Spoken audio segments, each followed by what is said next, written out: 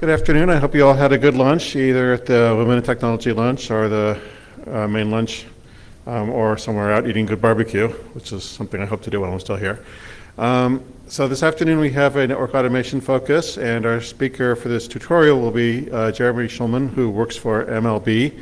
I understand he does not know all the star baseball players, so you can ask, but anyways, he's going to learn about network ready for use test. He's going to teach us about network ready for use testing, which is something I'm fascinated by, so I'll be sitting and watching the whole thing too.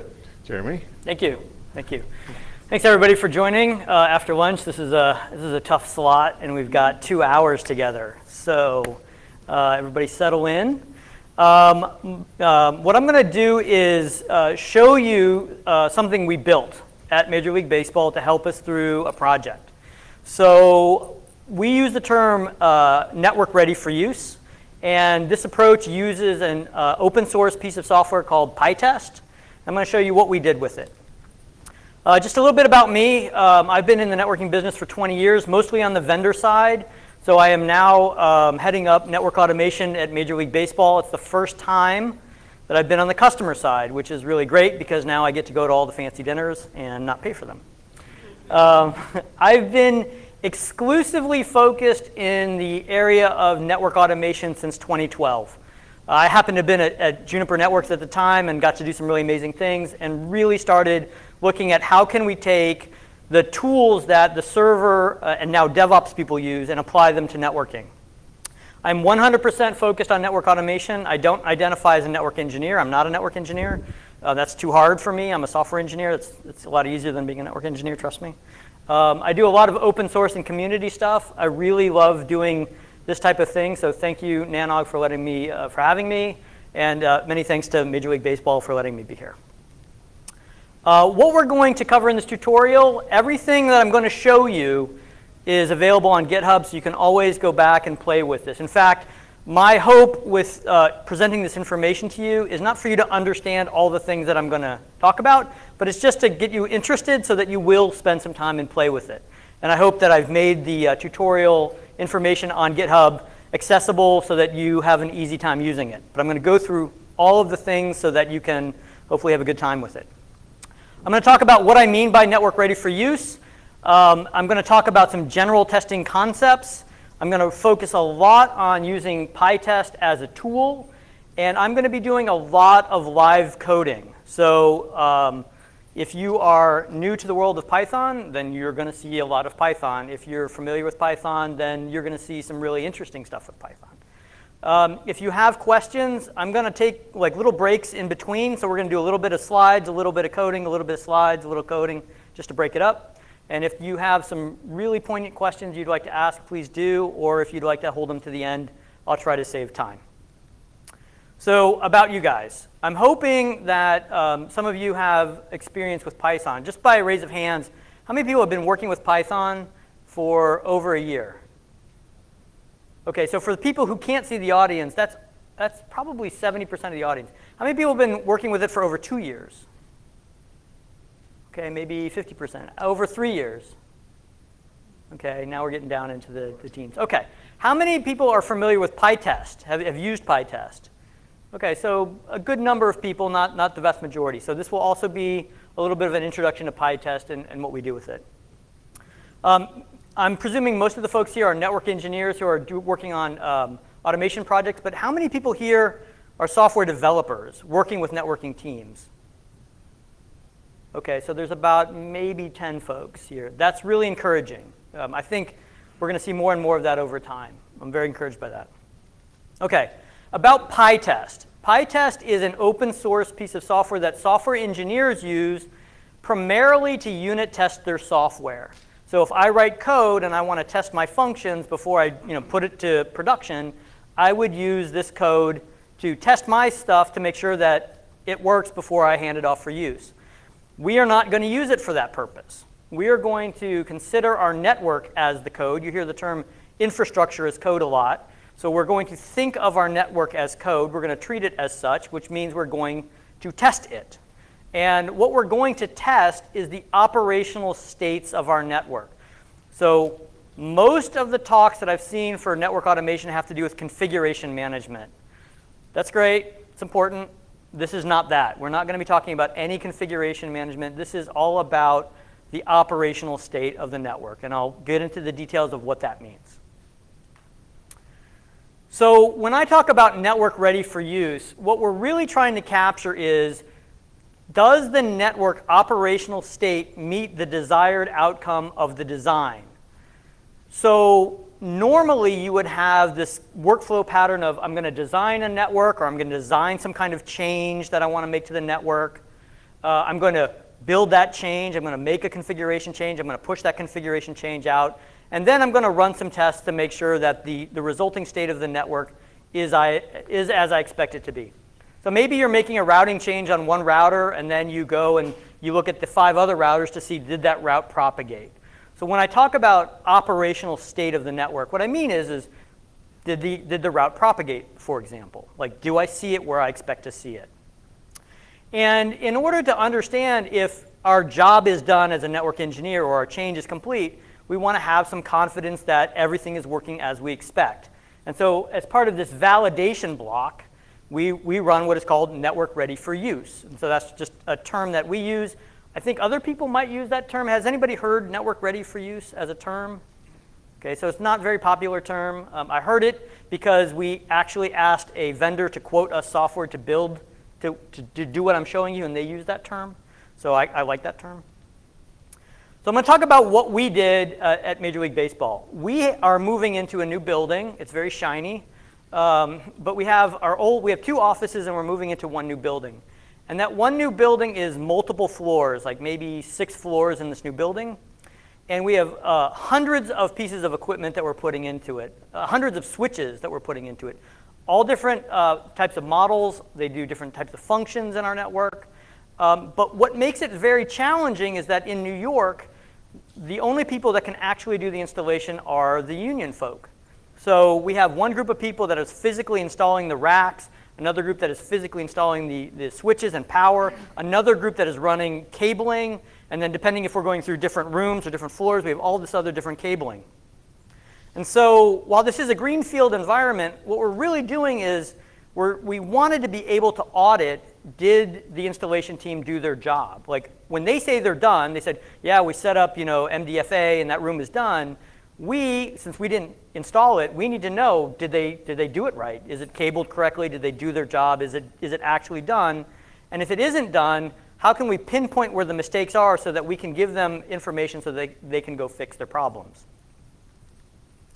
So we broke this up into 2 phases. The first phase was specifically and only on the physical layer, meaning, did we have our devices on net, meaning when they plugged them in and turned them on, did we see them on our management network? Could we onboard them into our management platforms? Were the optics installed properly? And was cabling installed properly? Meaning, did they cable things together correctly?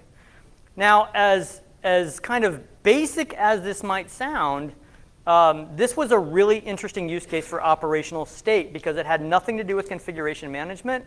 And there's nothing on the box, quote, configured that we could use to know whether or not they did the job right. We had to have this set of information that we knew what it was supposed to be based on our design. Like we knew that these types of optics had to be long range versus short range, et cetera, et cetera. We knew what that was. So when we would say that they were done, it was a function of the installation crew was done so that our network engineering team could then deploy the services that we could then allow the rest of the business to turn up their boxes. So that would be phase 2. Phase 2 was checking all of the protocol states, MLAG, LACP, BGP, all of the protocols, did they come up as we expect them so that when the phone team wants to deploy their phones, they would work. Or when the broadcast media people wanted to deploy their equipment and use the network, that it would work. Because we have all these many different teams and organizations throughout our company that are users of our network. So network ready for use for them meant they could start to deploy their equipment. So I'm only going to focus on phase 1, which is optics and cabling. And the way that this story begins is we as network engineers, we handed over these spreadsheets to the installation crew, and maybe you've seen spreadsheets like these, which basically says this box on this interface is supposed to have this optic, it's supposed to use this type of cable, and it's supposed to be plugged into this other other end. And we would give them this information, and they would go off and do their installation job. And what we had to do is we had to audit that. We wanted to make sure that the right transceivers were in the right interfaces and not the wrong interfaces. Because if somebody puts a 100 gig optic in the wrong interface and it's not being used, that's $10,000 we just lost in a sea of 20,000 interfaces. So finding all these mistakes are needles in a haystack, almost types of problems. And when it comes into the cabling, what we discovered is a lot of the cabling problems weren't just that they cabled something to the wrong port. Sometimes they flipped the polarity on the fiber optic so that the link didn't even come up. But as an installation crew, they didn't see that mistake. They just said, we plugged it in, we're done. And they couldn't see the lights because there's so many fibers running through these IDF systems that they just couldn't see the lights. So they thought they were doing their job, and then we were able to audit them. So what we wanted to be able to do was give them pinpoint auditing, meaning we could run a report and it would produce a spreadsheet that said, on this box, on this interface, there was a mistake and here's what you need to do to correct it. It gave them corrective action in a form that they could understand. So it was not in network ease, it was in installation ease. And from these reports, what we were able to do is then produce a dashboard that allowed us to get a really clean heads up of how far we were into being done. Now, what I'm showing you here is just a Google spreadsheet. There's nothing really fancy here. It was just pulling in data from CSV files into spreadsheets. But what I want to highlight here is every single mistake that you see here is a test case failure. So if I was running a test case, all of these are failures. But what we had to do is we had to prioritize those failures in terms of, was it an error, or was it a warning, or was it a to-do? And an error was something that was a mistake that was service affecting. For example, they cabled something to the wrong port. So that's a mistake.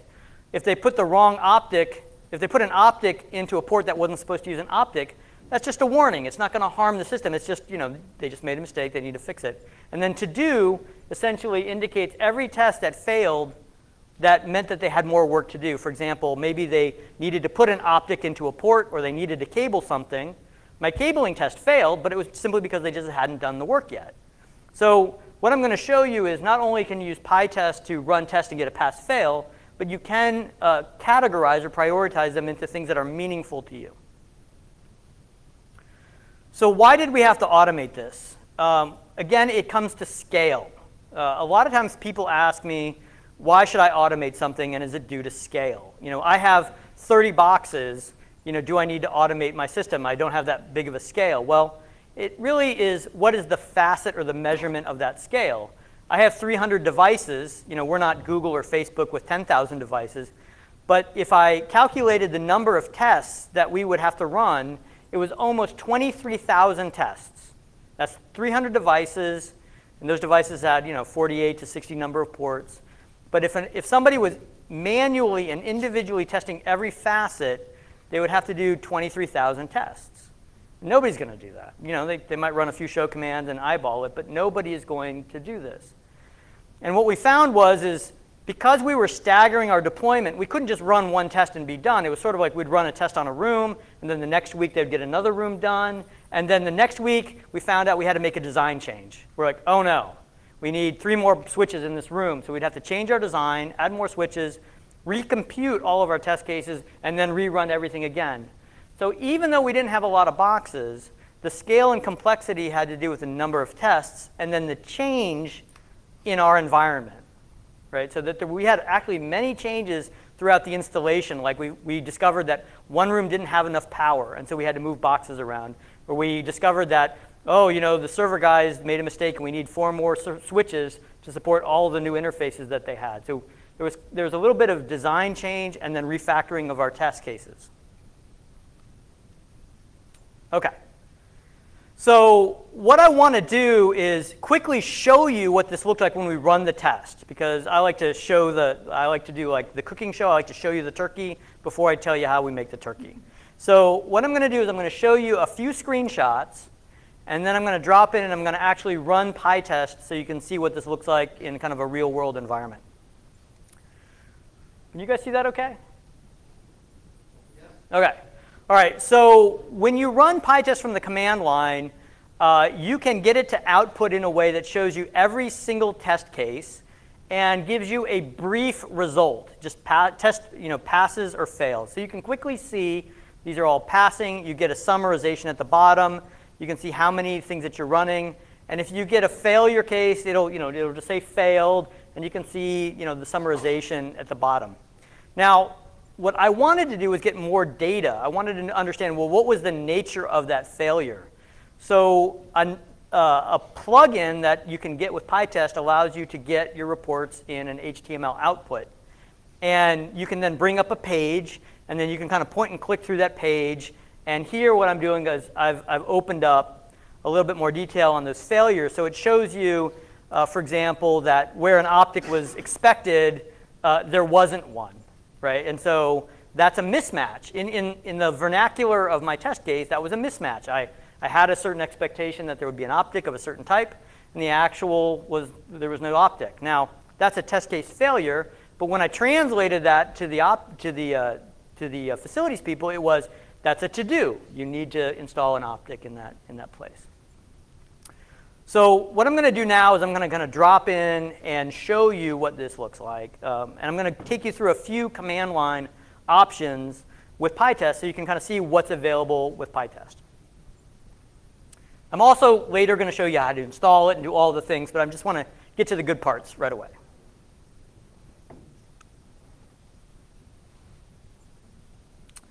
All right, everybody see this okay? Yes. All right. So in the GitHub repo, there is an offline demo and there is an online demo. So the difference between the two is the offline demo is going to use output that I've captured from devices and saved to file. Because the World Series is going on right now, I am not going to touch the network. Okay. But if you also want to play with online devices, I actually have an online demo environment. So I'm going to show you both. I'm going to try to show you both today. But I'm going to demonstrate the offline demo. Now, what you see in this directory is a bunch of files that begin with the word test. By default, PyTest will find every file that begins with test underscore automatically. And then inside those files, it will run every function that begins with test underscore. So that's what they would call their collection process. They're collecting all their tests. Now, I put these numerics, 0, 0, 0, 1, so that PyTest would run those tests in that order. By default, it's just going to run them in alphabetical order, and that allowed me to force it in this way. Now, if I type in PyTest, and I'm using a virtualized environment, so this is just installed on my laptop, in a virtual environment. Everybody knows what a virtual environment is? Everybody's okay. All right, so if I just type in PyTest, it's going to say, hey, man, something's wrong. There's a couple of arguments that are required. Now, PyTest obviously doesn't know anything about NRFU. These are arguments that I added to PyTest. So I will show you how that works. Because what I want to be able to do is say, I want to run the PyTest set of tests against a specific device. So this would be like the host name of your device. My device is called device 1. And I have a directory of test cases here, which I'll show you in a little bit later. But that's where my test cases are stored. So I'm going to say, my test cases are in this directory called dev1, test cases. Now, if I hit return, what it's going to do is it's going to run those test case files. You can see they're in order. These dots indicate things passed OK, everything works great. But that doesn't really show me each individual test case like you saw before. So if I do -v for verbose, what it's going to do is, I'm going to stretch this out a little bit so you can see it. It's going to show you every test case, and it's going to show you the name of the test case. And this is really important. You can see this is the module that it ran. This is the function in that module. So there's a function called test optic inventory. And then this is the test case name. Now, this is really relevant because PyTest allows you to do filtering. For example, if I only wanted to run my optic inventory, I could use a -K, and I could just say the word optic. And in this case, it's gonna pattern match on this entire string. So it found optic, for example. Or I might want to do spine, and it will show these are my spine leaf. So it has a built-in filtering mechanism. It's not super powerful, but it allows you to control exactly what kinds of tests you want to run. So far, so good? All right. So another thing that you can do is, I don't necessarily want to run the test. Maybe I just want to know what tests would run. Sometimes you hear that as dry run mode in some of the other tools. They have this option called collect only. And this will show you these are all the tests that I would run, but I'm not actually going to run them. Okay? Now, what I'm going to do next is I'm going to cause a test to fail so you can kind of see what that looks like. And in order to do that, I'm going to just simply change one of my test cases. So in my test cases directory, I have a cabling file here. And I'm going to go into this in a little bit more detail. But I'm going to just change this expected remote interface. Instead of it being 3, I'm going to just change it to 13. And if I run this again, not in dry run mode, what's going to happen is it blew up. It basically created this exception. And you're like, oh, it's all this nasty, terrible stuff that, like, what's going on with this? And it's trying to tell you, if I was a software engineer, it's trying to tell me where in my code there was a mistake, because as a developer, I'd want to know that. But I don't want to see all this detail, so what I'm going to do is I'm just going to say, take these tracebacks, which is this traceback, and make it short. So now it's going to give me, a short explanation of what failed. It said, well, I've got this expected data. It expected, interface 13, but the actual data was 3. Right? Or if I want to turn that off completely, I could say no traceback, and you can see that there's just an F here for failed. And again, if I put the -V back, then I could see exactly which test case here failed. Now, while this is going on, I could also turn on the HTML. So in this directory, there's a little script here, a shell script here called run demo. So you can just say run demo. And what you'll see here is, I have to say run demo dev1. And what you'll see here is it's saying, I've created an offline demo report in dev1 HTML. So it actually created an HTML report. And that's because I added these flags here. Make an HTML report, and make the HTML report self-contained, which means the HTML file that I produced, I could email it to somebody and they could open it up, and it's all one file, so I don't have like CSS files and all this other crazy garbage. So if I wanted to open that file, this is just the HTML file, and I could see this, and I'll make this a little bit bigger. I can see that this is my error, and I could say I only want to look at errors, and you can see right away what the error was. Okay? All right, so I'm going to close that out.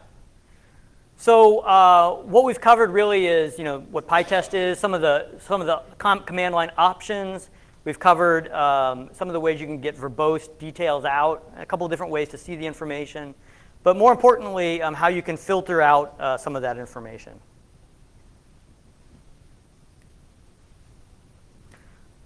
Now, while I'm demonstrating the fact that this was a greenfield use case for us, everything that I'm showing you could be used for brownfield. The fact that we're using PyTest to gather information off the network and check its state could be used for brownfield environments. So I don't want you to come away thinking this is just a greenfield type of use case.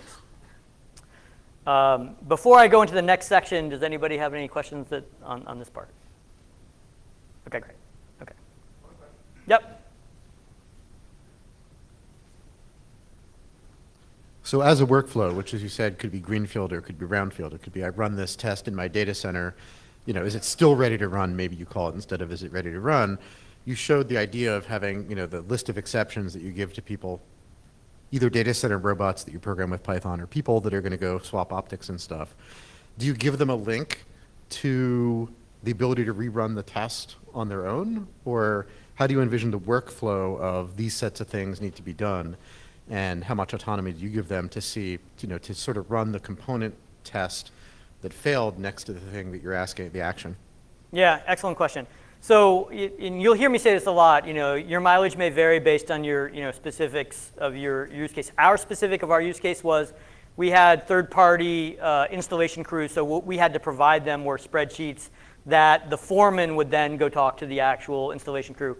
But even before we would hand those over, the network engineers would look over this report and they would kind of clean it up a little bit. They would say, oh, you know what, the reason why you're seeing this failure in this report is because we didn't even deploy that switch yet and you thought we did.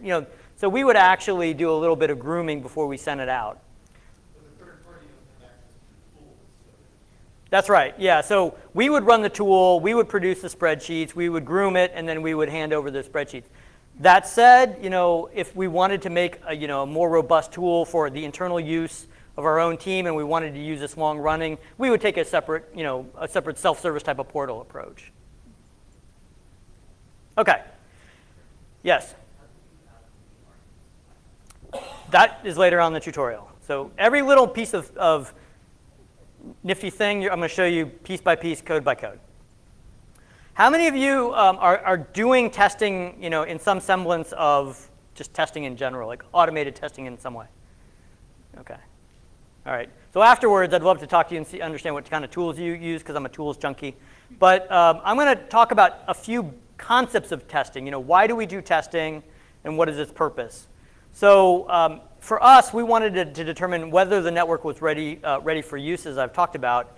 And the way that we would measure coverage, you'll hear the term test coverage, is in our world for networking, it was how many devices do we plan to deploy? So let's say we had 300 devices. It was the total number of devices under test that were available versus the total number of devices that would be. So if we only deployed 150 devices, we already knew that we were only 50% capable to do coverage. And then for every single device under test, it had its own unique set of test cases. So maybe a spine had 100 test cases, and a leaf had 30 test cases. So it was a function of, for every device under test, how many tests were specific to that device, and how many passed versus failed. And that's how we knew if we were done. So if we were to take any given device that we were testing against, we had these 3 specific test functions, and then based on the design and the use of that device, we knew how many test cases that we were doing. So in this case, we were testing 30 optics. We were checking to make sure that 30 optics were placed correctly. We're making sure that 36 interfaces were in the up state or the down state correctly. And then we had 34 cable tests that we wanted to run. So this one device, this one theoretical device had 100 test cases. So what I'm showing you here is what does a test case look like? Now, what I'm showing you here is the data for a test case. Now, I have a file, and in this file, I have many test cases. And the way I've arranged this is I have a file per test function. So this case is the cabling, the test cabling. So I'm going to have one file. All it has are cabling tests in it. And in this particular file, it's for the same one device under test. And what you'll see in here are parameters for this test. This is saying, on this device, I want to check interface 49/1, and its role happens to be a spine leaf. And I expect to see on the other side switch 21 connected on Ethernet 3. So you're seeing the type of test that I want to run, cabling, the device that I'm running it on, the parameters to run through the test function, and then the expected results.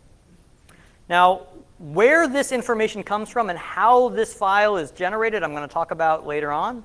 But the organization of this file and the structure of this was entirely my own design. Like, if you want to do something different, do something different. If you want to use XML, use XML. But the takeaway here is it's structured data that I can process, right? And I'm showing both the parameters that I'm going to use as well as the expected state, because how else am I going to know whether or not the test passes? The actual data is the data that comes from the device, meaning this is the operational state. So when I talk about actual data, this is, if I were to go on to, in this case, an Arista box and do show LDP neighbors, this is the output that I can get off the CLI in JSON format or extract via eAPI. So this is the actual data. And so when we're talking about comparing a test case versus actual data, we're going to take information from the device, use the test case, run it through a function, right? And that function is going to give us a pass or it's going to give us a fail, right? And so that's how we put all this together. We have actual data, the test cases, a test function, and pass and fail. Now what you saw when I did the PyTest function, when I ran PyTest, is a test case fails when an exception is generated. Right? In my case, this test function, the one that validates the cabling information, it generates an exception. I'll show you the code. It says, does my remote host match this value? And it doesn't. It generates a mismatch exception. I do that because PyTest naturally traps that exception as a failure and reports on it. And that's what I want it to do. So I'll show you how that works a little bit later. Now, I get a lot of questions from people like, well, how should I design certain things? And so I wanted to take a minute just to step back from the technology and just talk about when you design a testing strategy. It's important to separate the what from the how. And really what I mean by separate what you want from how you get it, right? For example, the actual data. We know we need the actual data, but how do we get the actual data? Right? How do we get it from the device? And the test cases, how are these test cases created? I had 23,000 test cases. I did not create them manually. I did not artisanally handcraft JSON. That's not what I do. Where are they stored? And how does the test function itself get those test cases into PyTest? And this element of how does this information get into PyTest is the main focus of the coding lab. So it's kind of an interesting application of PyTest. All right, obtaining the actual data. One approach is to go to the data at the time you're running your test function. For example, I'm using eAPI. I'm going directly to the device. I'm getting it in real time. I'm using the real-time information. That's what I do for the online demo. But for the offline demo, I've actually taken a snapshot of all that data, saved it to data files, and my PyTest functions are reading these snapshot data files, which is a completely legitimate use case. I mean, you might snapshot data off a network and then run it through an offline audit. When I was at a vendor, when I was working as a vendor, we did this all the time with our customers. We'd say, run these commands, save them in output, send it to us, we'll analyze your data. This is just an automated process of doing that. Another approach is maybe you have a collector that's collecting all this information. Damien did a presentation earlier today about collecting data into a database and so forth. So maybe you have a collector where all this data is coming from. Or maybe your vendor sells you a product that's collecting all this data and you want to go to their controller. So that's an option. Another option or another question that always comes up is do you normalize the data so you only have to write your test cases once? No, I don't do that. That's ridiculous. I don't believe in that for a lot of reasons, but that's a different pedestal for another day. But maybe normalizing information is important to you and that's what you want to do. That's a choice you make, but there's no requirement to do that. The test cases. Now, this is where I do have an opinion.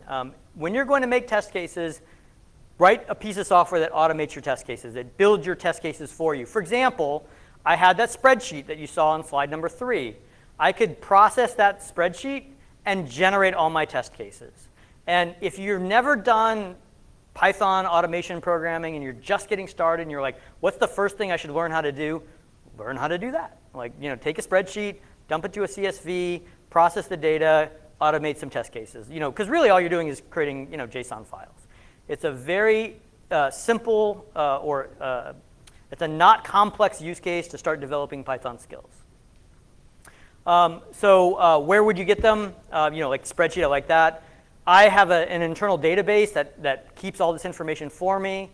Maybe you use Netbox, and Netbox is a source of truth for you. You could actually pull your network information off of Netbox and use it as a source of truth. There are a lot of different options.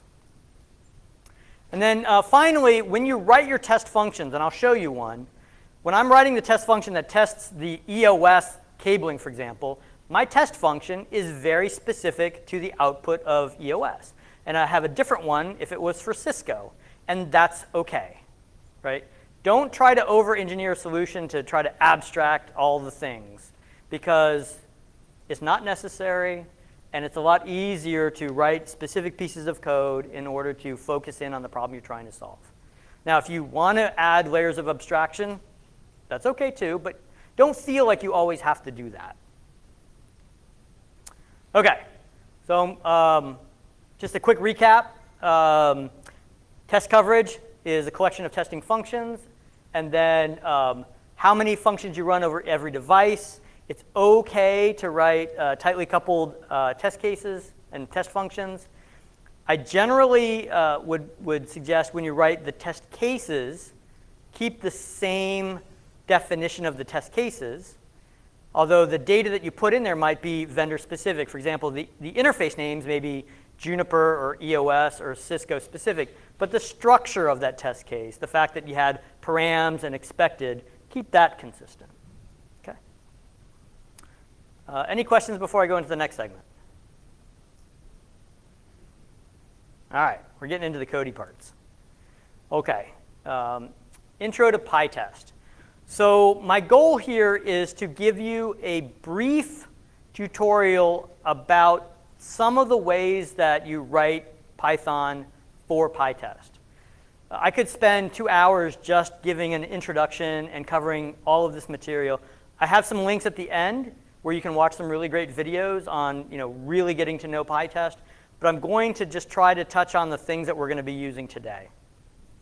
We'll cover test functions. We're going to talk about fixtures. We're going to talk about parameterizing tests, a little bit of running these filters against the tests, and creating the HTML output.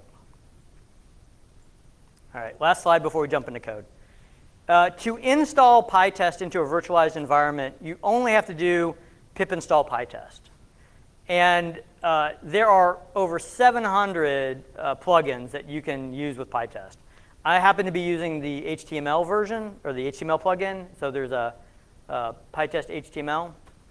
But there's this great web page you can go to, and they've got loads and loads of stuff. All right. Let's do some good, fun stuff. All right, everybody who doesn't want to see Python coding, and now would be a good time to go, because the rest of this is we're going to be coding. All right. All right. All right, let me clean all this up.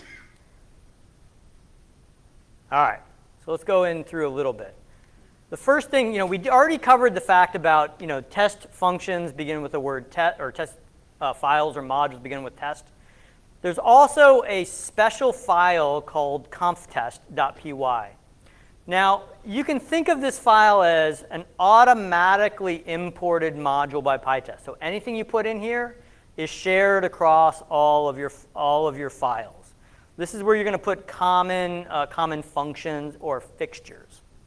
So if you see this, I'll show you what's in here. It's not required, but that's just where you put kind of, I think about it like globals, right? So what I'm going to do is I'm going to create like a brand new directory, just brand new. We'll just start from nothing. I'll just make a directory called today demo. All right. Nothing in here. Okay, so I have today demo. I'm going to create my first file. I'll call it, test this. And all I have to do is make a function. I'll make this bigger.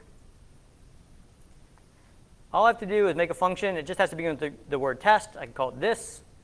And I can return any value. This doesn't do anything, obviously. But if I just do PyTest, it's going to run test this. You'll see a little dot here. Worked. Right, if I do -v, it says that it passed. Not very exciting. You'll notice that even though I return false here, it still passed, because this test didn't cause an exception. Right? If I want to cause an exception, like I could say assert, if I can type, assert true is equal to false. Now, obviously, true is not equal to false. So if I run that, you can see that it tells me, sure enough, true is not equal to false. It gives me an assertion error. It tells me this failed. And this is how I raised an assertion. Okay? Now, what you can do is you can put some helpful message here. You could say, you know, duh, true is not false. And if I ran this again, you can see that you get a little bit more, you know, information here. Okay? And if I gave it traceback is equal to no, remember this will just tell me that it's failed. And if I do short here, it'll just give me a little bit. Okay? Just a little bit. Just by way of comparison, I'm going to flip back over to my offline demo. And I'm going to run this, this thing right here, the PyTest. I'm going to let my EOS function blow up. Right? I'm going to run PyTest, nerfoo device dev1, nerfoo device, or test case dir, dev1, test cases. I'm only going to test the cabling. Nope, test case the cabling. Nerfoo test case dir.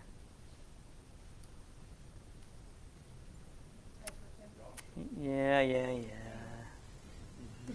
Thank you. It's live. All right. Okay. So what you're going to see here is it's showing me the code where this blew up, right? And if I scroll up, you'll see that there's a function called test cabling,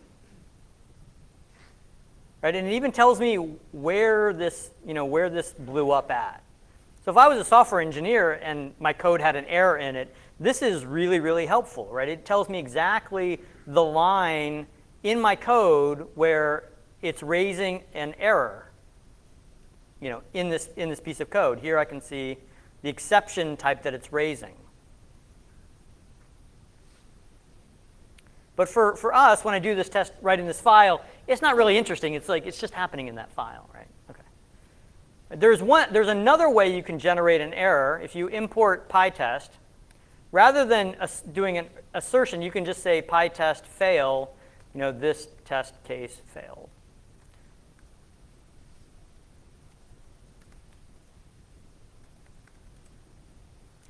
So you can see that it gives you a different type of error, it just failed. So if you're writing your test case logic, maybe you write your test functions to generate exceptions, which PyTest will catch normally, and that's the way it's supposed to work. Or maybe you want to use PyTest fail as a direct function. There's no right or wrong answer. These are just choices you can make. Okay? The next thing that I want to show you is something called a fixture. Now, when PyTest runs functions, like if I made another function in here called test that,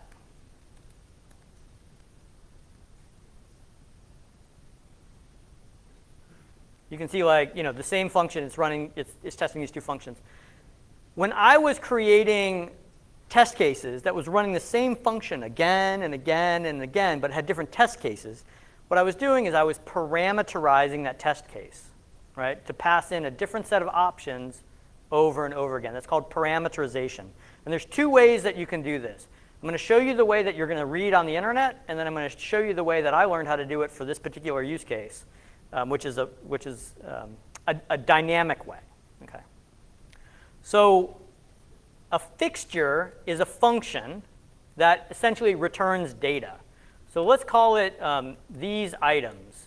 This is the function, and I want to return a list called this, that, bananas. Right? This is a function. Now, what I want to be able to do is I want to pass these items to this test function. Okay? Seems a little weird, I know, just hang with me for a second here. And what I want to be able to do is I want to look at these values, and let's say my test was, does it begin with the letter T? Right? So I would say, for item in these items, assert that item starts with the letter T. Okay? Now if I try to do this, this is going to be an error. It's going to tell me it's an error. It's going to tell you, hey, this is not a fixture. So what you do is you say, I want to declare this as a fixture. This is a fixture. And a fixture can have a scope. And what a scope means is it means how often do I rerun this function. So if I say scope is equal to module, it means that this function is only going to be invoked once for this module, right? If it's by a function, it means that this is going to be returned every time this function is called. There's another one called session, which is a lot like module, except session means just globally once for every single file. So now when I run this, what you'll see is I have this one test case, and it failed, and it told me, bananas doesn't start with T. So far, so good, right? But this doesn't give me a test case per value, right? That's what I want. So what I want to do is I want to parameterize these items. So rather than doing it as a fixture this way, I'll comment that out. What we want to do is we want to use something called parameterize. And what we're saying is we want to parameterize these items with the value this, that, and bananas. Okay?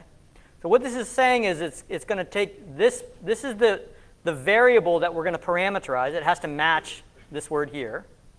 And it's going to invoke this function 3 times.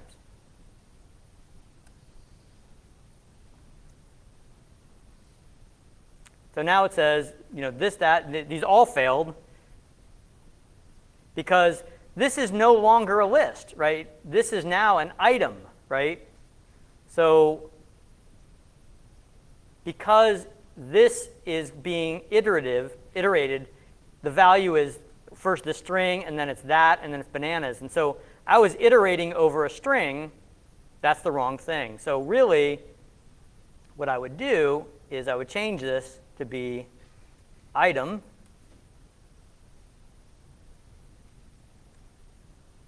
and this is item. Now it's going to iterate over each.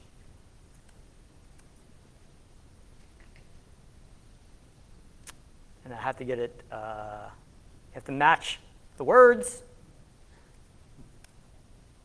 And now you can see like this passed, that passed, but bananas failed.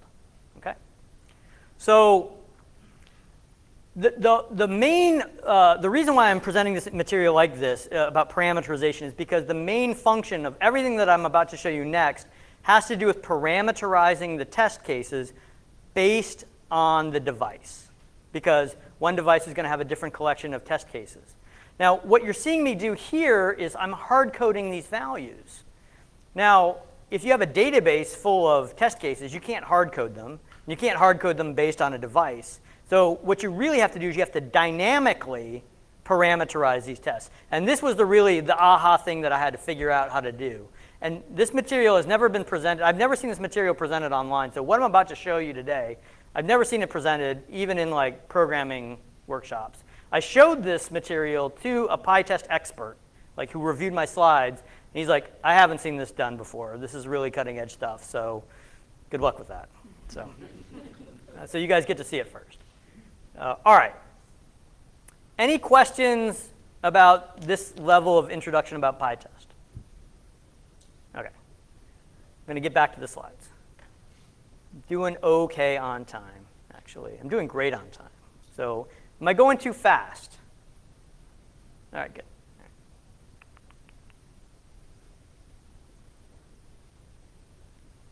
All right. So now we're going to go through every single piece of code that I had to write and use with PyTest in order to make it work for this particular use case. I'm going to show you about 4 or 5 advanced techniques of PyTest. If you buy the PyTest book, which I highly recommend, and it is excellent, you will not see any of this material. Yeah. OK. But here's what we're going to do. I'm going to show you how to create your own options, because you might want to have a whole different set of options than I have. You can also set up config files, like an INI type of file, and pass that into PyTest. It does support file-based configuration. I'm not showing that, but just to let you know that it does support that. The second thing that I'm going to show you is we want to verify that the device is online and reachable before we run tests.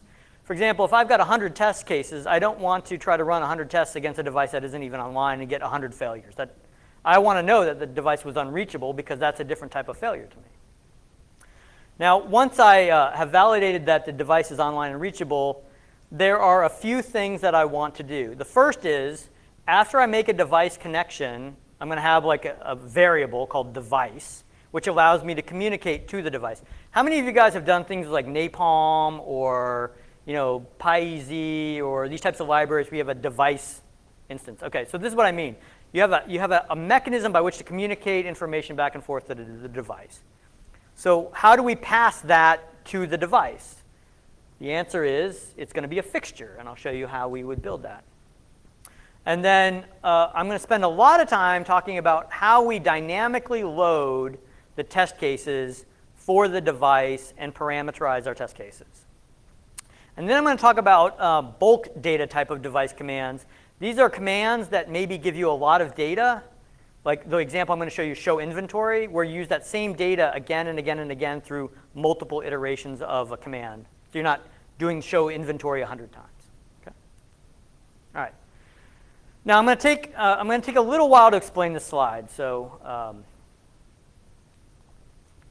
going to explain my testing strategy and how I'm doing this with you guys today. I have written a single test file or module per test function. So I didn't write one Python file that had test optics, test cabling, test interface. I didn't do that. Like each specific test function was its own Python module. And there's a reason for that, which I'll go into. But every single file has a basic formula that you're going to see repeated. There's a section of code that says how to load the test cases for that specific function. There's a particular way that I'm going to get the information from the device. If we were doing an online example, and I'll show you the code, it would make a call out to PyEAPI to talk to the device. We're going to do pulling the data from a snapshot file. And then there is a PyTest function that's going to get invoked. And what it's really doing is calling another function. So I've built a library that is currently called NRFU PyTest EOS. And what this library is just the test function validators. It actually has nothing to do with PyTest. I'm going to change the name. All it's looking at is the actual data against the test case. And the reason why I did that is because I wanted to potentially use that same library with a different testing framework. Maybe I wanted to use Robot. Maybe I wanted to use Ansible. Maybe I wanted to use something else, right? Maybe you have your own testing framework. But writing the validator, is the same no matter what framework. So, so there's a library that you're going to see in the GitHub repo, and it looks. And I'm going to show it to you now because I want to show you what a test function looks like.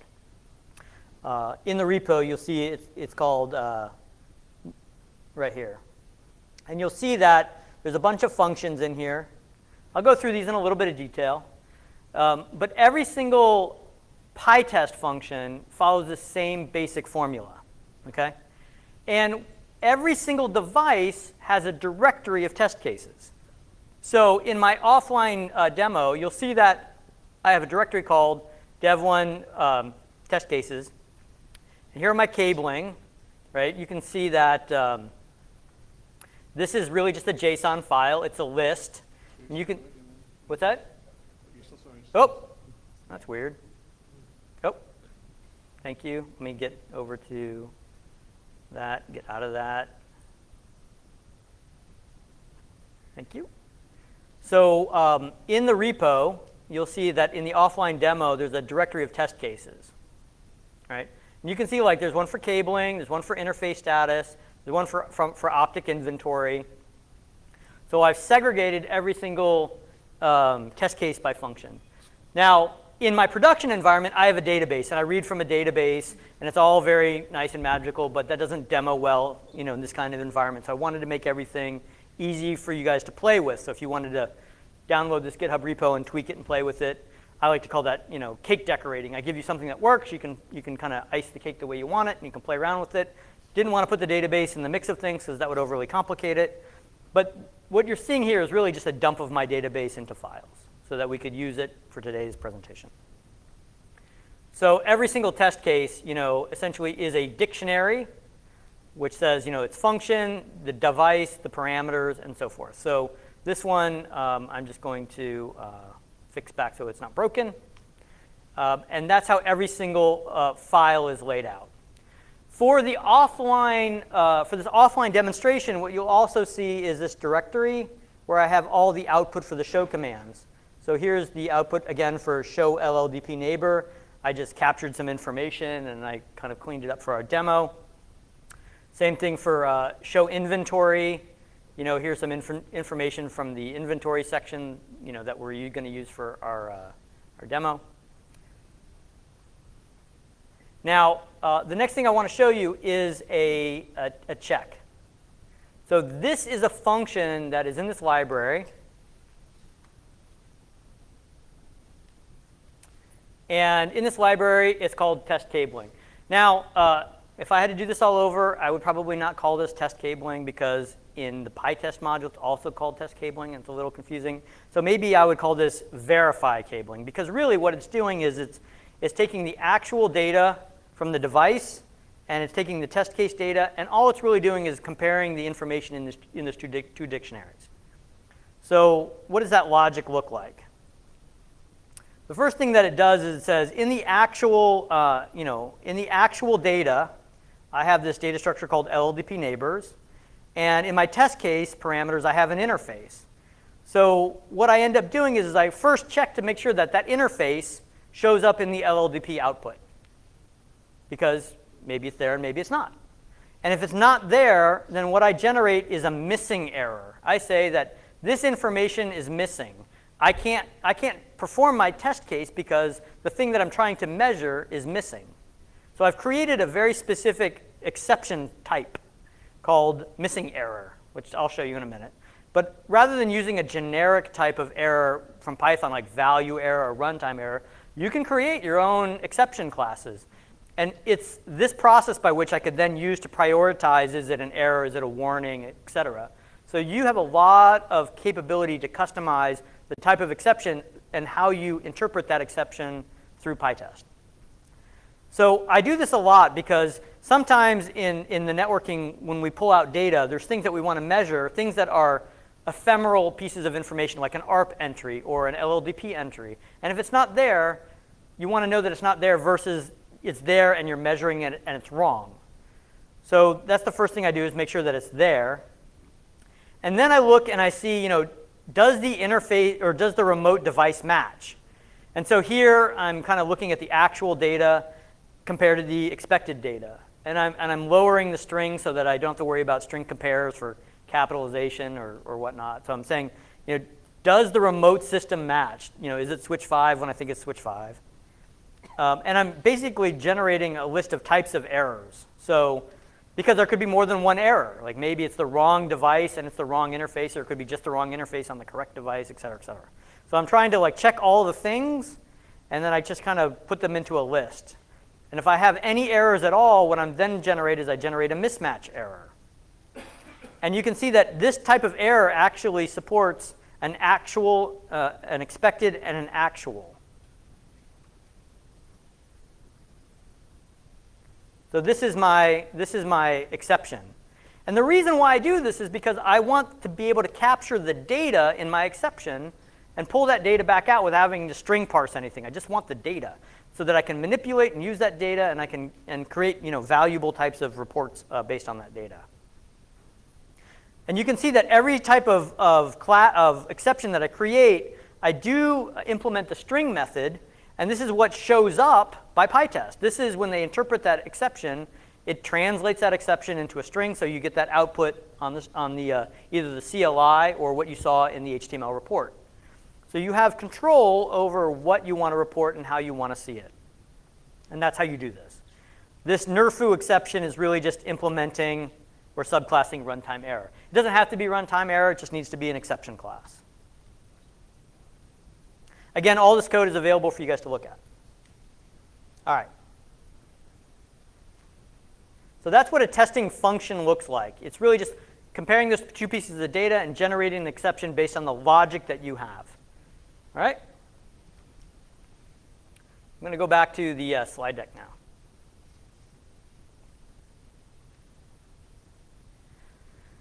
So the first thing that we want to do is we want to be able to customize the command line arguments to PyTest. PyTest is one of the most extensible framework pieces of software I've ever worked with in Python.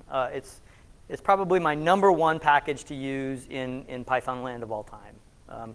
It is quite amazing piece of software. I can't say enough nice things about this stuff. When I teach automation programming to networking people, this is one of the first things I try to teach them is testing. Like, I try to teach testing first. The parameters that I wanted to create was, this is the device that I want to connect to. This is usually the host name of the device. This is how I'm going to make a connection to it. And then the directory where the test cases are located. Okay? Now, the way in which you hook into the PyTest framework is through a series of very specific functions, and they're called hooks.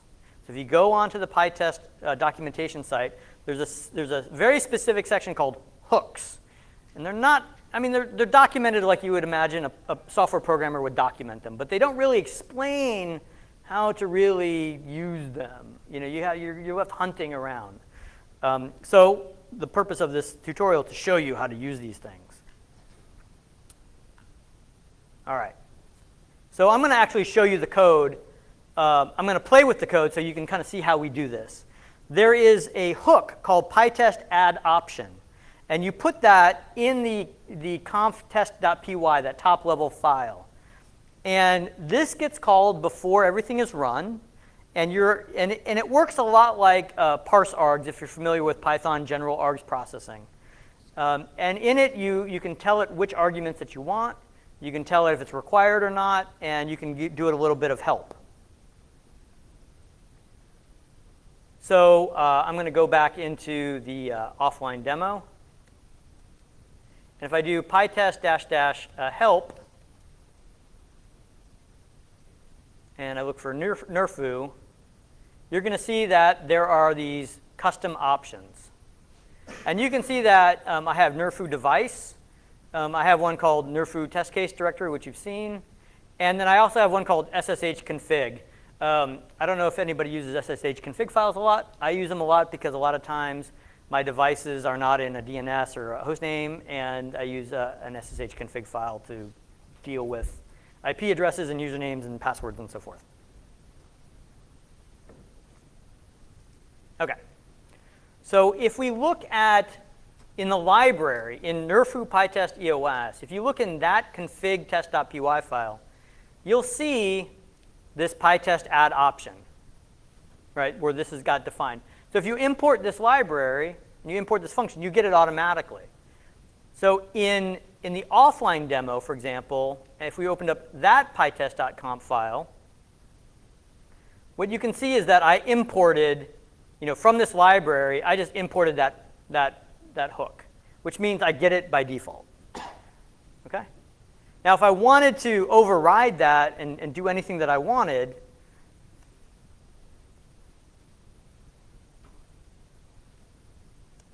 like say I wanted to kind of mess with this,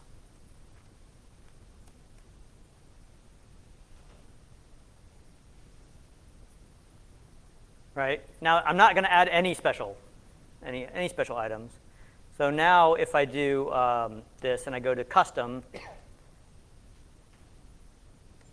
there's not going to be any nerfoo in here. There's no nerfoo in here because I kind of got there's nothing there.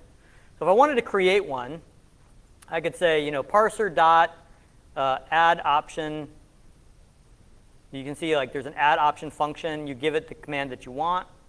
So add option, and I can say, host name,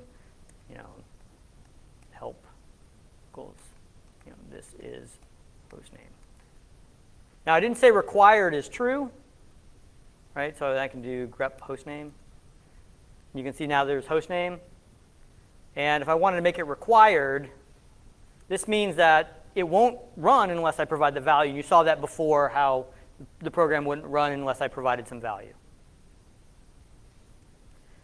So all that is doing is it's setting up a data structure inside of PyTest. It's not actually doing anything with it. It's just setting it up so that I can use that information later. It's setting up this object called config.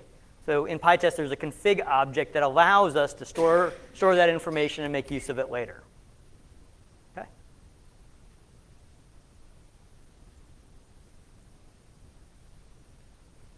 All right.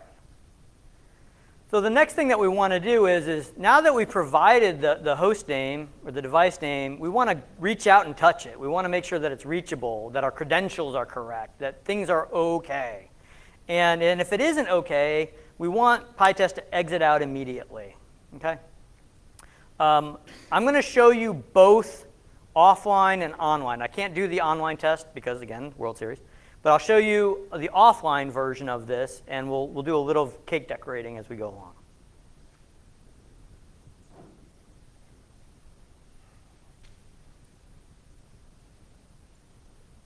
All right.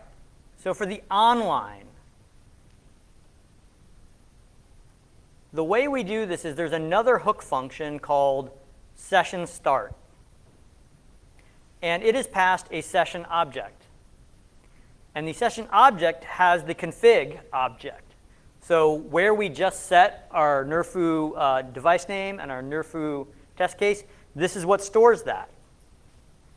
Now, I'm doing something a little fancy here, but really what it amounts to is I am creating a private piece of data.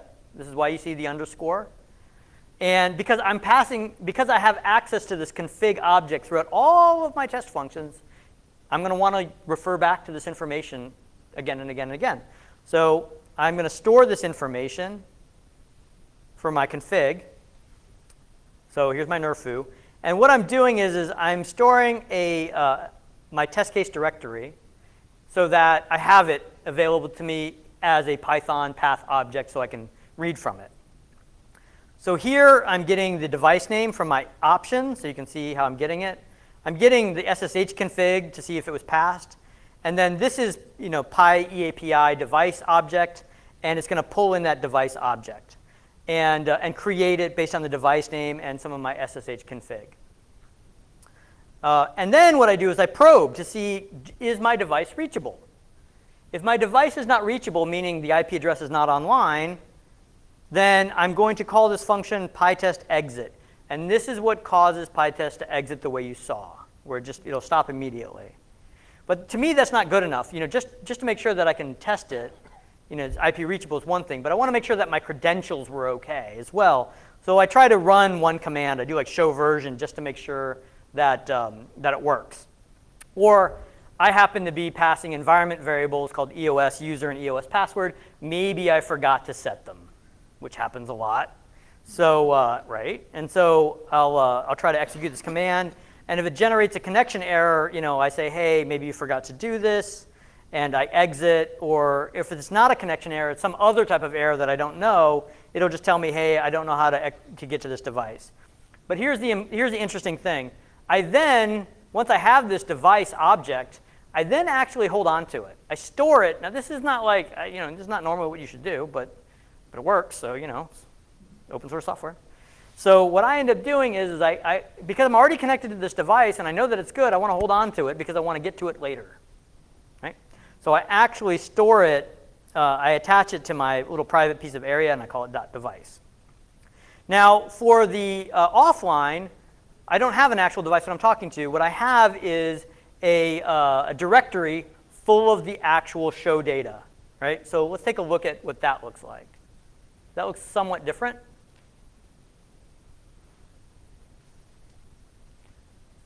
So for my offline demo, again, I'll go into this PyTest or the conf-test.py. I have PyTest session start.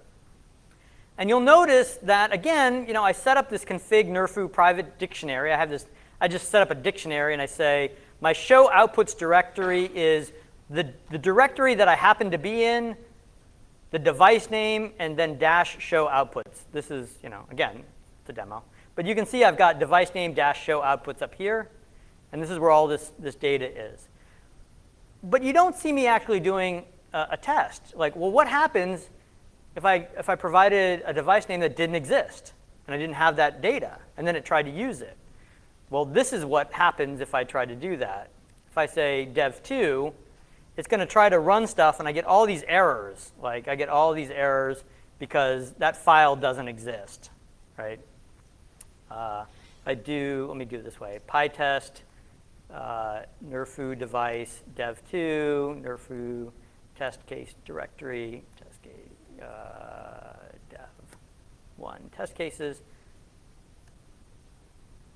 You see, it basically said every single test case failed, right? This is what I don't want to do. All right, let me just do that again with dash stb equals no. So essentially, this was, I can't get my data. This is what this is really telling me. I couldn't get my data because dev2 doesn't exist. But I didn't put that check in my session start.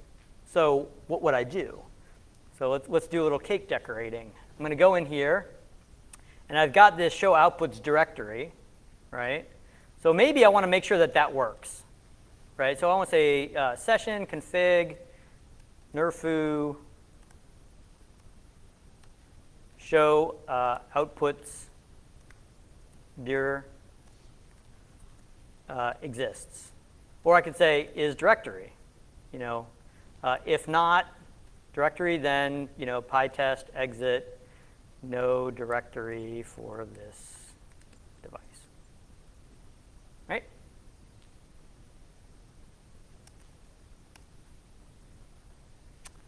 And of course, you can have coding errors all the time.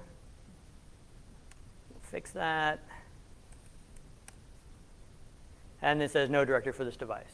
So this is what I mean by cake decorating. I'm giving you something that works in the sample directory. You can kind of play around and tweak with it. Okay. All right. So that covers how do we verify that a device is online. Now, you might have multiple things that you're connecting to. Maybe you're trying to connect to your database. Maybe you're trying to connect to a controller. Maybe you're trying to connect to 3 or 4 different things in order to automate your processes. Maybe you're trying to connect to Ansible Tower because you want to run some jobs with Ansible Tower. This is where you would hook in, ensure that you have reachability to all the systems that you want to test or communicate with, and do that once before you start launching into all your test cases. So this is a slide that talks about that, which we covered. And now that we have this device object, how do we get that device into our test case? Because we want to use that object in order to communicate with the device. For example, what I'm showing here is, for this cabling test, I want to run the command show LLDP neighbors for the given interface so that I have that actual data. But I need that device instance. The way that we achieve that is through that fixture, right? Remember, we defined a fixture, and we have this fixture called device. So in any file, anywhere in my test case or my testing infrastructure, I can use that fixture called device because it was located in that global conf test file. So no matter where it is, no matter what function, you can use it. And that's why it's designated as a scope equals session. Session means that this function is going to be run once and only once. No matter how many modules use it, no matter how many function calls happen, it's only going to be invoked once.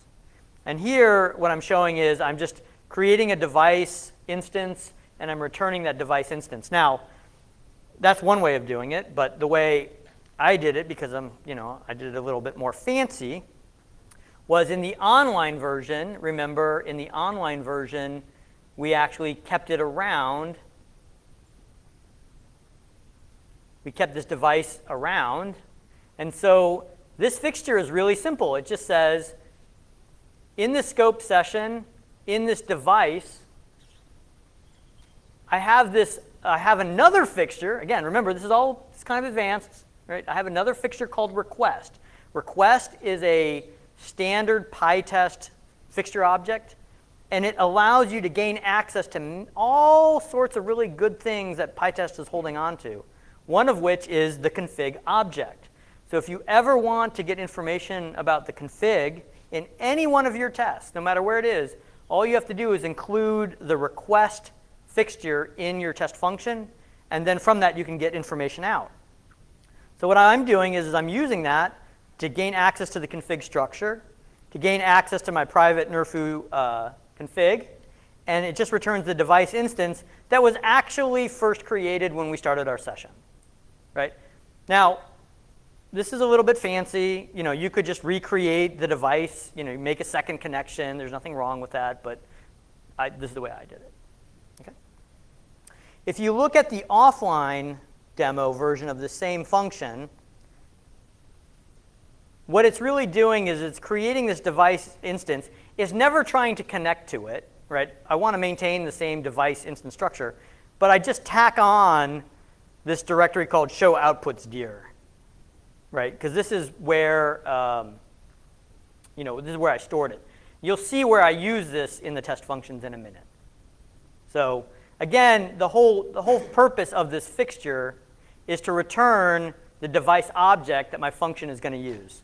Again, it's a session level fixture. All right. When I first started, just as an aside, when I first started using PyTest, my brain exploded with all this fixture stuff. It was like really, really weird. It's like, why are there fixtures? Why are there different scopes for these fixtures? How do you use them together? There are again 45-minute video presentations just on the use of fixtures. So my goal here again is to expose you to these terms, get you interested in it, let you guys, you know, dig in as much as you want and in detail as much as you want. So the next part is the real hard stuff.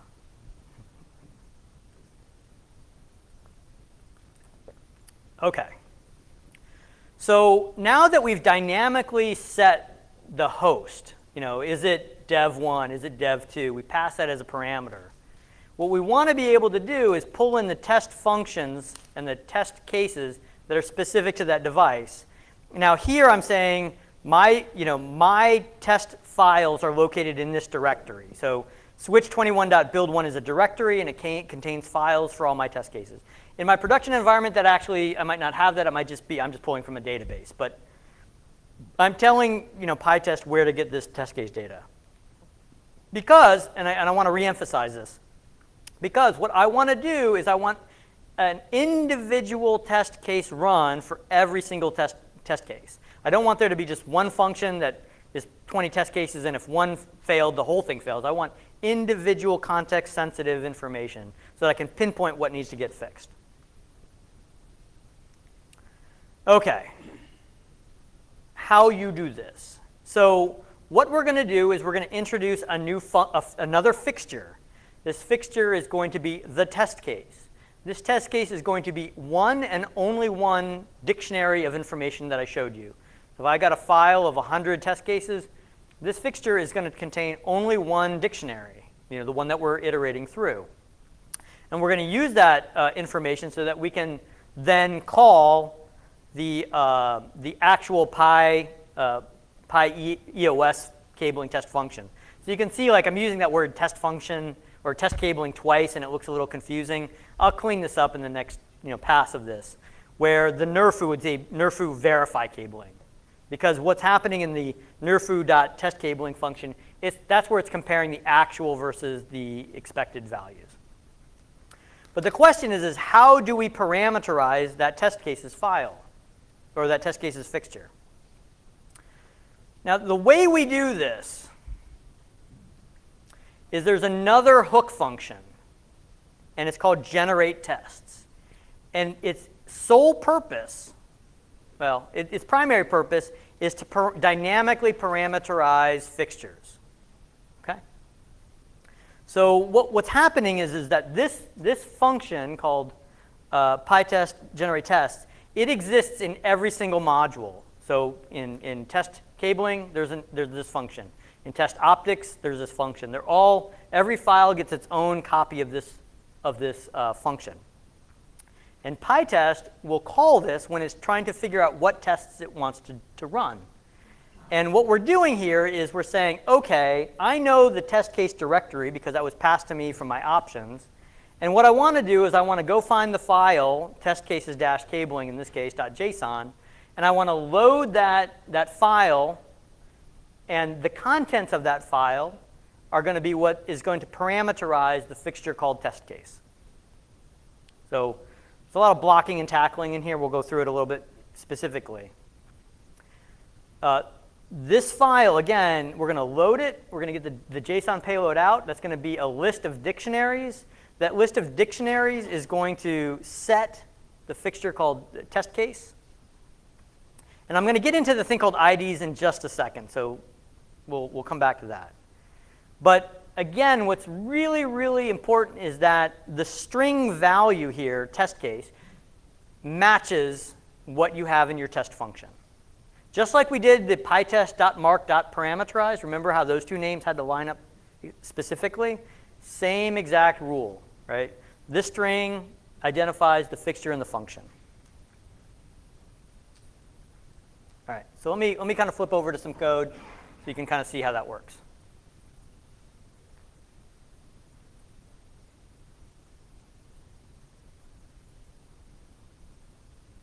OK, so here I have my test function called test cabling. And these are all fixtures.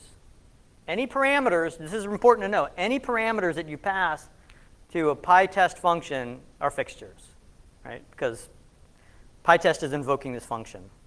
So here's my test case.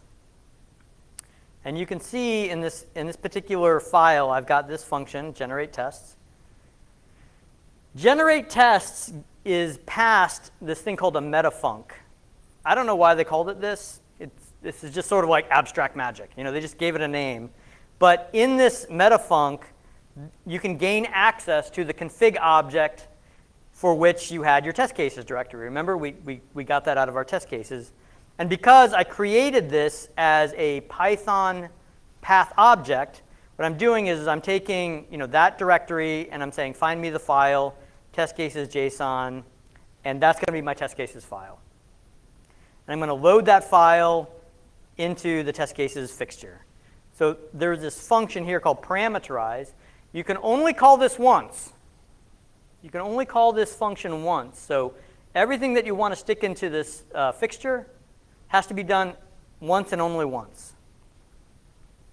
And then, if there's 100 of those, this test case here gets called, this function gets called 100 times, and this test case changes for each of those values.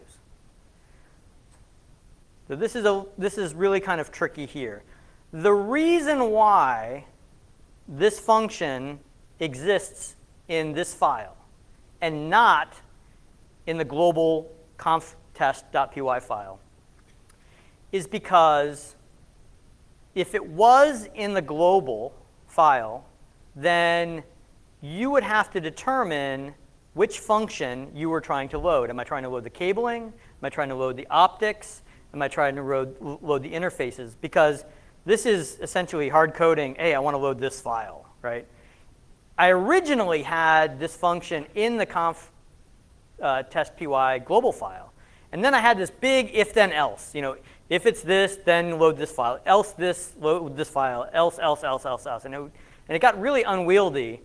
And what I learned through experimentation is that if I put this function directly in the test file, then I never had to worry about what the fixture name was. I could always call it test case because it only applied to the values in this file. OK? I'm going to say this again. If you put this function in the global, then you'd have to change your fixture name to uniquely identify that function. Instead of calling it test case, maybe you'd call it test case cabling. Or if it was optic, you'd call it test case optic. Because if it was in the global file, you'd have to know which fixture you were parameterizing. And that, again, became unwieldy. So that's why I basically isolated or tightly coupled that function in that file. And it's also why every test function has its own file. So it keeps everything nice and clean and modular.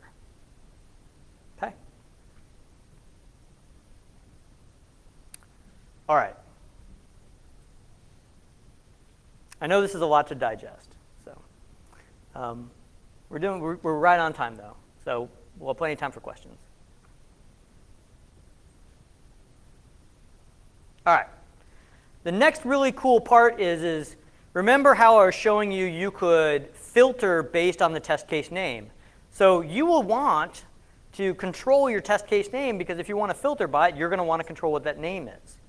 And the way that that works is by also providing a function to the parameterize call that says, for every dictionary of data, for every item in this list, call this function, and that function returns the test case name.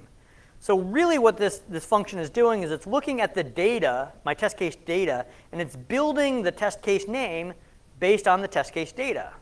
And that's how I get, this interface on this device is supposed to be connected to this interface on this device.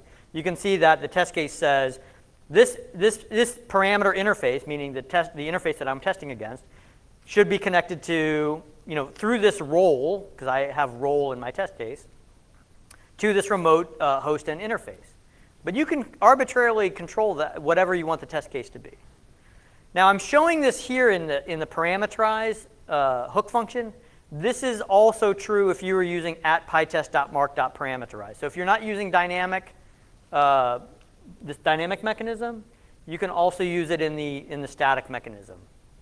So controlling your test case names is really, really important for filtering, to taking advantage of that capability. Because ultimately, this is what we want to get to. Again, we want to have individual tests run for each of those test cases, and we want to control their names so we get pinpoint information of what we wanted. All right. This is the last use case. This is dealing with bulk data. So what you saw before was I had a test function that said, OK, you've given me the interface. I'm going to call show LDP neighbor on that interface. I'm going to get just the data for that interface. That's my actual data. Got my test case. I compare the data. I report. But many times on operating systems, you have to do one call, or maybe you have to do a couple calls that have data that you're going to use again and again and again. So on my Arista equipment, for example, if I want to know where the information about the transceivers, there's not like a show interface transceiver that gives me back my transceiver data. I have to do show inventory. And I don't want to call show inventory multiple times, one for each interface, because it's the same, it's not going to change. So I just want to do it once. That's what I mean by a bulk data. And the way that we do this, we already learned the construct here is we're going to create a fixture that's module level. So again, in this case, we're going to create a fixture. We can put this fixture in the test function itself, in the test module, sorry, the module itself. We don't have to put all the fixtures in conf.testpy. You can put fixtures anywhere you want. And here you can see that it's calling show inventory. And that's going to get called once and only once for the module, right? If you do not provide scope, if you don't specifically say scope is equal to module or scope is equal to session, it defaults to function. So if I didn't say this fixture was a module, every time I ran that test, it would call show inventory. So if I had 30 interfaces, it would call show inventory 30 times, and we don't want to do that. So that's how we get that data in there as bulk. And then again, when you look at the verification function itself, it's going to look through the data structure to find what you need. Just to highlight that, I'll go into the actual testing validation function here, which is the optic. And you can see that this test optic inventory looks at the actual data. It looks for the transceiver slots in this case, and does the same pattern. I'm looking for the interface. Make sure the interface exists, in my inventory. And if it doesn't, say interface not found, and then it goes through and then checks the expected model. Okay. In every one of these files, what you'll see at the top is what the test case structure looks like. and then you'll see what the inventory information looks like. So I tried to document these so you'll have a sense of what information is being captured and compared. Okay.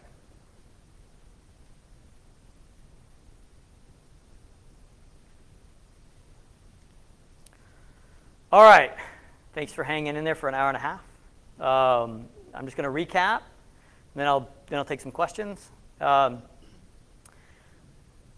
know, I've been working on this problem of operational validation for quite some time. In the networking automation space, for a very long time, everybody's been talking about config automation, config automation, config automation. I personally believe that validating operational state is a much harder problem because you have to understand what the expected values are. You have to understand or know the expected state, and how you keep track of that is really based on the design of your network, which is a distributed systems problem. It's very complicated. So as network engineers, you deal with this complication all the time, and you're manually doing these tests in your brain. You know, based on some Visio diagram or whatever it is, you know what you expect to see, and you run these commands, and you're doing this manually. But automating that process, or providing tools to help you automate that process so that you have the Iron Man suit of automated testing, is not a subject that we hear a lot about right now. So I'm hoping we hear more and more about how people are automating their operational state testing, you know, in the future, because I think this is really one of the harder problems to really contemplate in network automation. PyTest is a good framework for doing this. There are many. I like using PyTest because it gives me a very native Python programming interface. There are other testing frameworks out there like Robot, which have their own kind of programming language or mechanisms, and they offer different capabilities. So there's not a right or a wrong. It's just what you're comfortable using and what you want to take advantage of. I know a lot of vendors are actually producing Robot libraries so that you can use them without having to roll your own. So there's a lot of interest in Robot. I haven't seen a lot of stuff in PyTest, to be honest. Again, this is my preference as a Python programmer. It has a huge following. PyTest is one of the largest test frameworks out there for Python programming in general. So it's a very well-established, very large community. There's tons of plugins. There's lots of presentations online. Again, I am using it in the world of networking. I adapt these tools that we find out there for the problems that we have in networking, because in networking, we really don't have any cool tools of our own. We've been trapped in this world of vendors will sell you products that don't work very well, and then they say that they'll fix them, but they don't really mean it because you bought their hardware, and then they don't really care about your software. So I think things might be getting better, but honestly, we don't have a lot of really good tools in the networking space. So I've been looking at the server world and the DevOps world. I was very early on in applying Ansible to networking and some of the other tools. So I always look to see what the server guys in the cloud, the server people in the cloud people are doing, and try to adapt it. Everything I've shown you, the techniques, they can be adapted for brownfield or greenfield or both. To me, greenfield is just brownfield -1. The moment you put something out, it's brownfield. Boom, it's done, right? The story that I was telling you about when we were deploying our new equipment into our building, the second week it was brownfield because we had a change to our design, and so it was brownfield. So to me, there's no such thing as greenfield and brownfield in the application of these ideas. You can use them for any use case. You still have a lot of work to do. There's not a free lunch here. You still have to write your test functions. You have to still come up with your strategies that I talked about.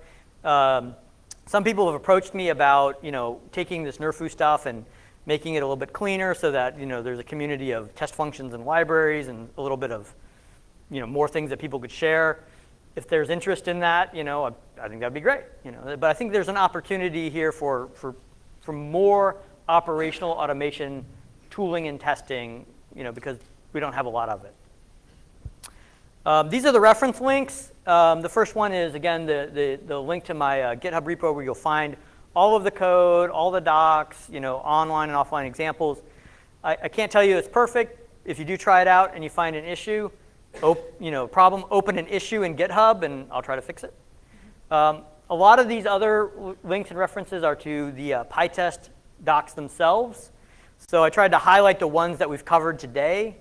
There is one that is the talks. So the fourth bullet down, that page itself has a whole list of talks and videos and presentations that cover a wide range of beginner to intermediate level stuff.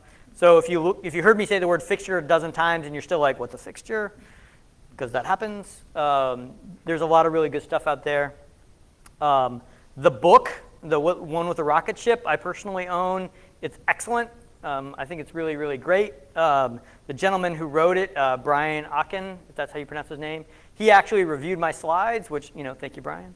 And he's like, this is really cool stuff, so please talk about it. The other book, I don't have myself, but it comes highly recommended. These are both very not expensive, and if you're very serious about getting involved in using PyTest, I recommend them highly.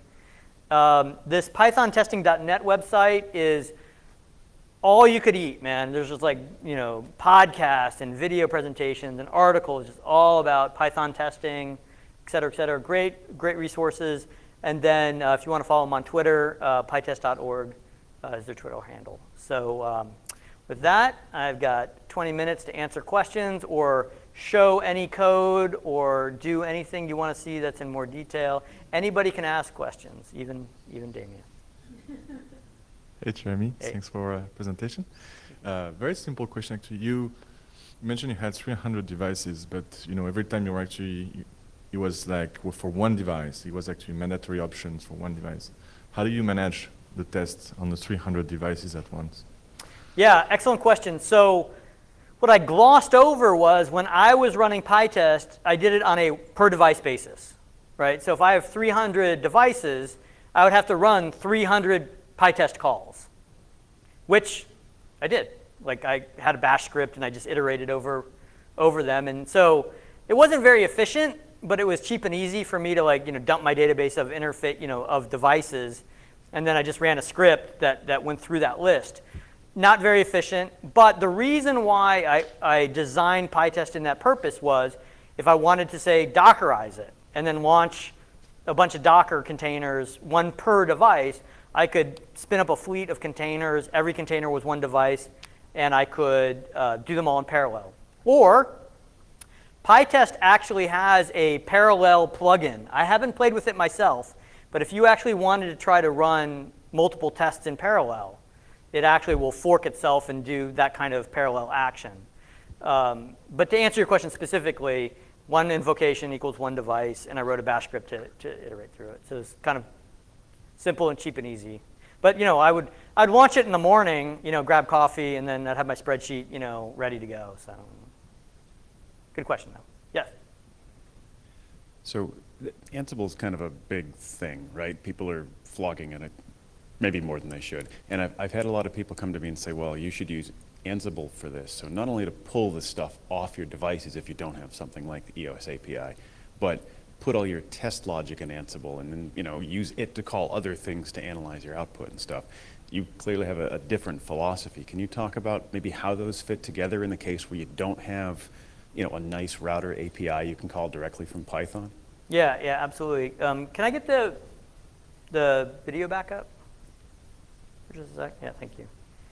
So it's exactly, your question exactly is the reason why I compartmentalized the verification functions. And I actually have a friend of mine who took those functions and turned them into Ansible modules so that Ansible could then gather the actual data. It was collecting the data, and then they wrapped this library as a series of modules. And then they could use Ansible to drive the collection and execution in a way replacing PyTest. But there was logic that they would have to build in to iterate through every single test case. And there was a reason why perhaps they wanted to do it that way. But that library that says PyTest really isn't, and that's why I said it's a misnomer and I'll fix it. And it could be used, invocation you'd have to still wrap an Ansible, their Ansible module mechanisms around it.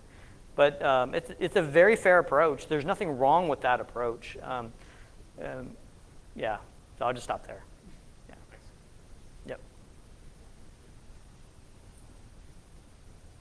Thank you.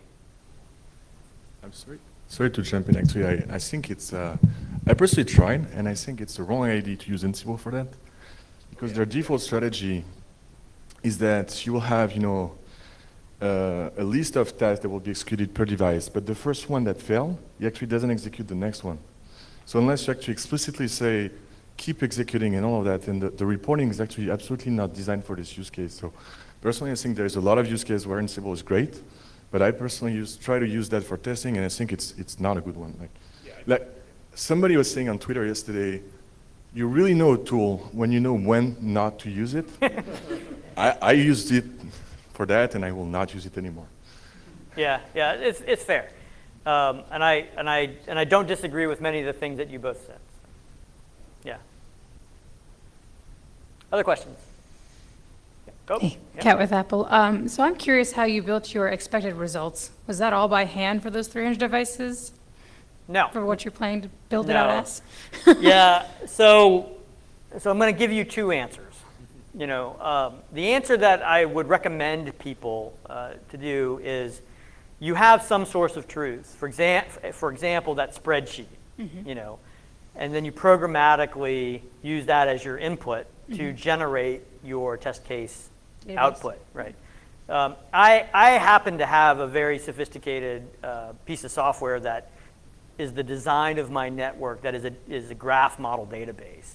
And from that, I know what those relationships are and what I want to validate. For example, I know my BGP peers, I know my MLAG interfaces. I have a lot of very context-aware knowledge, and I'm using a database in order to extract out, the relationships. It's that database that actually produced that spreadsheet, Right. for example.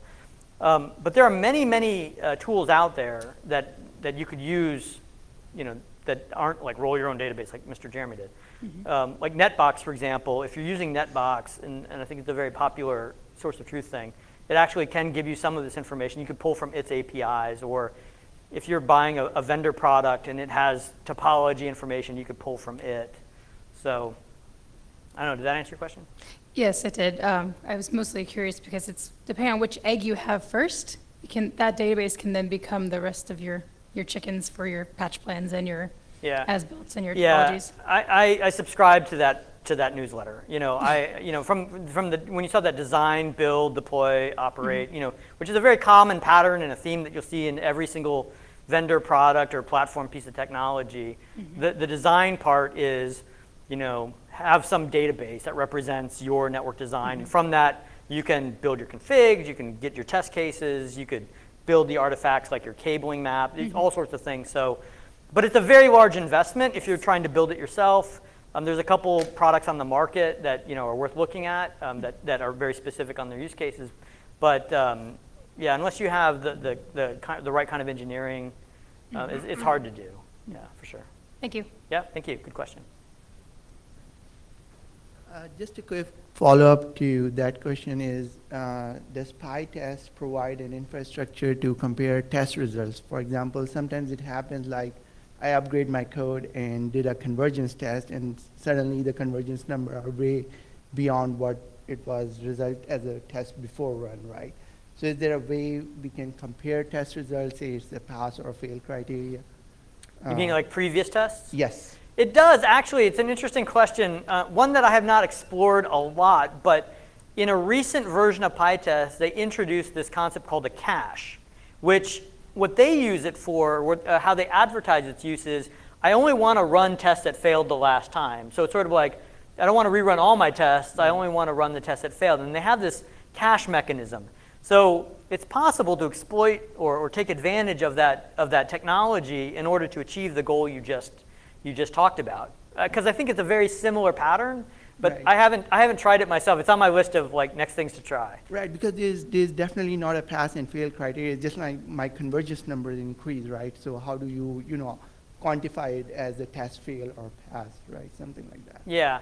So there's something that I didn't show you guys, which is how do I take the failure information and then use that to then segment it into errors and warnings and info, right? And I didn't show you that because I felt that I was going to run out of time, and that little piece is is actually another interesting little trick, right? Okay. But through the use of their cache and through the use of, and I'll show you to you since you asked, just so you have something to look up, one more thing to look up. There is, nope, I don't have it on my fingertips. I'll show you after. All right, that's fine. Yeah, but I would look into their cache. Like they have this thing called a cache. And I think I actually want to try to take advantage of that myself. Sure. Yeah. Sure. Thank you for the excellent Yeah, presentation. thank you. Other questions? It's a good question. All right. Does anybody, want to try doing this? Like, yeah. So was this not too scary? It's like, I know this is a lot of material. I really do. It's, I was a little concerned that this was going to be, a lot of material. But again, it's recorded. You'll have access to the presentation. You'll have access to all the references. I've had people come up to me after they've seen some of my other presentations, like months later, and they start trying it out. So I do hope you do give it a try. Yep. Yeah, I have a question. So this seems to be all pass fail, right? Everything has to be it matches or it doesn't. Is there any way to turn this into some type of value gathering device? I want to know what the optic levels are. I want to know like that, instead of just is it right or is it wrong? Yeah. So I don't know if you were in. I mean, that's an issue we have with some of our testing. Is like some of the things just don't fit into pass or fail. So we might have to go, is it within this range, which is sort of good, but we'd really like to know some value sometimes. Okay, so I'm gonna answer that question two different ways. So one way is harvesting data and putting it into a data store. I don't know if you sat in on Damien's presentation earlier about gathering telemetry and sticking it into a database, but that this part of your answer, which is if you want to constantly gather telemetry and stick it in a database, and even in a time series database to look over at time, that's half of the equation. The other half of the equation, because that's your actual data. The other part of the equation is validating the information as a criteria, right? Meaning, you're going to set up that criteria. Here's the acceptable range. Did it pass or fail? Or maybe I'm going to look at this range and I'm going to categorize it as, kind of red, green, red, yellow, green. Like red, this is really bad. Yellow, you should keep an eye on it. Green, it's okay. And since two of you have now asked the same question, I'm going to, give me a sec. I'll pull up this piece of code. What it allows you to do is it says after a test case is executed and you get test, passed, or failed, what do you want to do next? And that's how I generated the, is it an error? Is it a warning? Is it a whatever? You would use that same exact technique. So let me bring that up and I'll show it to you really, really quickly.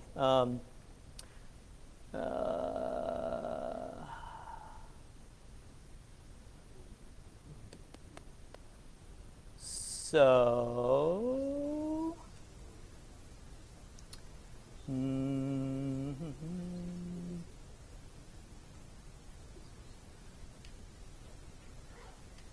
okay.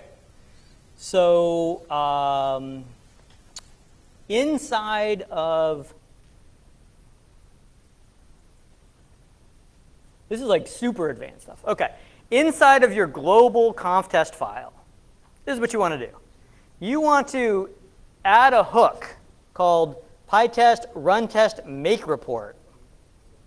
Now, all right, just hang with me for a sec. What this little piece of magic does is it says, before you run this hook, run the built-in hook to gather the report. Okay, so that's really important to do, right? So it's going to gather the actual report, and then it's going to run my function, right? And in here, I'm going to get the outcome of the test. Did it pass? Did it fail?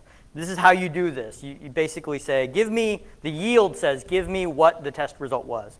And now you have this outcome, which you get via this mechanism here. From that report, you say, when the report was called and the outcome was failed, at this point, what you would do is you would look at the failure and make a determination on what to do next. For example, in my case, was the cabling error, was the cabling test case failure an error, or is it a warning, or is it a to-do? So I'll show you how I do that. So this is a function that got called by that other function. Just hang with me there. So what this is basically saying is I actually get the exception that was trapped. Like, because when I ran my test case, I got an exception. So now I know what that exception is. And so if the exception happened to be a missing error, I'm going to turn that into a to-do. If it was a mismatch error, and in this case, if the actual data was localhost, it meant that I haven't ZTP'd this box yet, and so the management probably isn't hooked up yet. So this was like, hey man, you might want to check your management port to the other device because your management interface isn't up. Or maybe this is an error, it's actually cabled to the wrong place.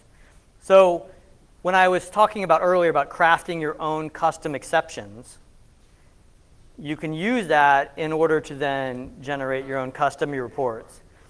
Yeah, and in this case, what I was doing is I was just saving this to a CSV file. That's my punch list. But you could write that into a database. You could do whatever you want. This little piece of magic here, this run test make report, this is not in the demo, the tutorial demo, because I just thought I was going to run out of time. It's recorded here. I'll probably try to move this example into the, yeah, for sure. Yeah, it's another hook function. The PyTest docs, if you go there and you look for hook functions, I went kind of archaeologically exploring what all these things do. So some of them are documented really well, and then I try to Google them to see what they did. And yeah, this is actually really cool. This is how I ended up making those CSV files. Yep. All right. Yes, next question. Yeah, Jesse Monthly from Lower Colorado River Authority. Do you use this as kind of even a repository with your designs to say, hey, we issue this, or we use this with future design as well? So say again, you're making changes to the network. You're adding new things. You're saying like this is brownfield. So are you issuing this and using this when you do that addition as well? Yeah, that's a really excellent forward-looking kind of question. So if you're the kind of company that can have the discipline to maintain your design in a database and keep that up to date, and that is your source of truth, meaning your CLI and your network device is no longer your source of truth, but everything comes from your design, whether it's a collection of spreadsheets or it's a fancy database.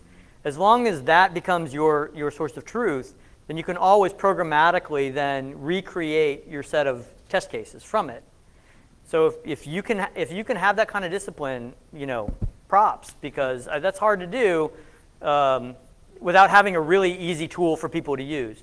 But I think that is kind of the answer to this question.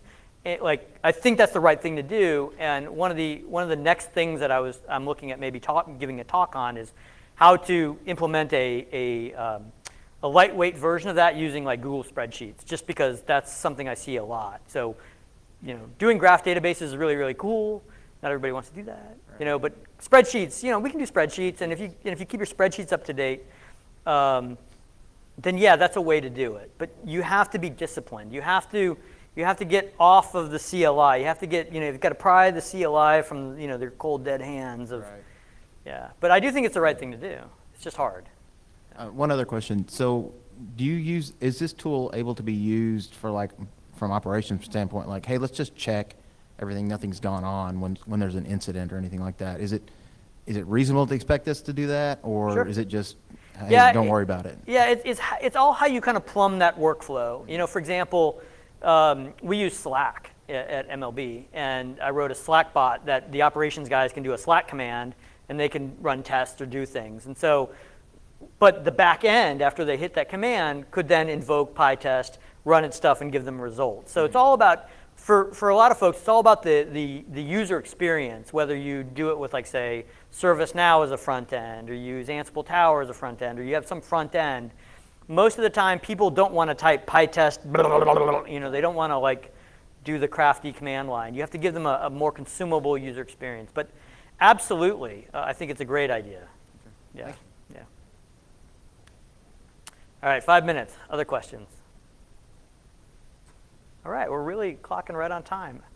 Thank you so much for hanging out with me. I only lost like 50% of the audience. I thought that was pretty good. I was actually worried, so thank you.